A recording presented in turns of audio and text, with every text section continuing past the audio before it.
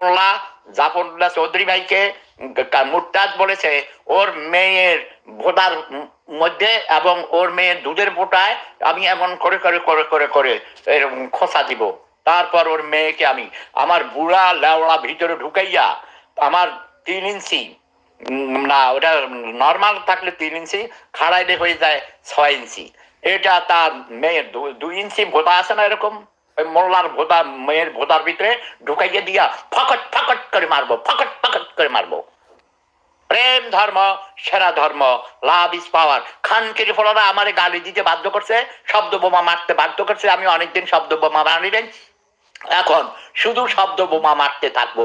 আমার হাঁটু আপাকে মারবো না, হাঁটু আপা যথেষ্ট, হাঁটু আপাকে বেশি ভালোবাসি বলেই তাকে মেরেছিলাম। এখন সে ঠিক মতো কথা শুনে আমার কথা শুনলে আর শব্দ বোমা মারবো না।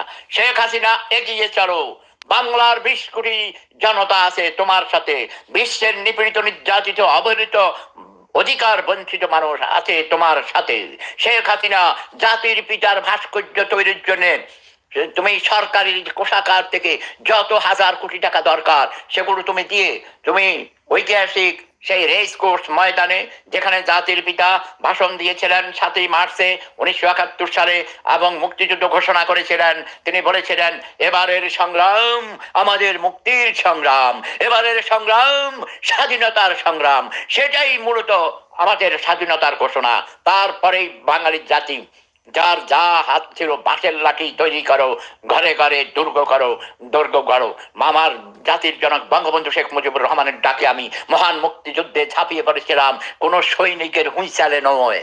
ওকে। এবং শেখ হাসিনা বর্তমান যুগের লৌহমানবিকা উপাধি দিয়েছি আমি, the iron lady of the world. Kemal আতাতুর্কের ভাস্কর্য তারাই তৈরি করবে ঢাকা শহরে। এবং আমি বলেছি 7ই মার্চের ঐতিহাসিক ভাষণ যেখান থেকে জাতির জনক বঙ্গবন্ধু শেখ মুজিবুর রহমান ভাষণ দিয়েছিলেন, সেই স্থানেই হবে পৃথিবীর সবচেয়ে বড় ভাস্কর্য, জাতির পিতার ভাস্কর্য।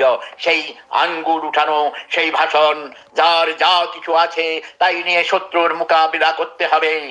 রক্ত যখন দিয়েছি রক্ত আরো দিব। এবারের সংগ্রাম আমাদের মুক্তির সংগ্রাম, এবারের সংগ্রাম স্বাধীনতার সংগ্রাম। আচ্ছা, তোমরা কি দেখেছো আমি দাঁড়িয়ে রেখেছি কেমন করে? ওই যে আমার এক নাতি আছে কোরিয়া থাকে, তো ও এরকম দাঁড়িয়ে রেখেছে। আমি বলছি যে এইরকম করে দাঁড়িয়ে কেন রেখেছ? ও বলেছে দাদা এই দাঁড়ি দিয়ে মেয়েদের দুধের পোটায় যদি এরকম করে ঘষা দেয়, মানে বুক খুলে বুকের মধ্যে গালের মধ্যে এরকম দাঁড়ি দিয়ে খোসা দিলে ওদের নাকি মানে যৌন সুরসুরি বাড়ে, বুঝছো? এই জন্য আমিও এরকম রেখেছি। এই দাঁড়ি দিয়ে আমি যে মোল্লা জাফর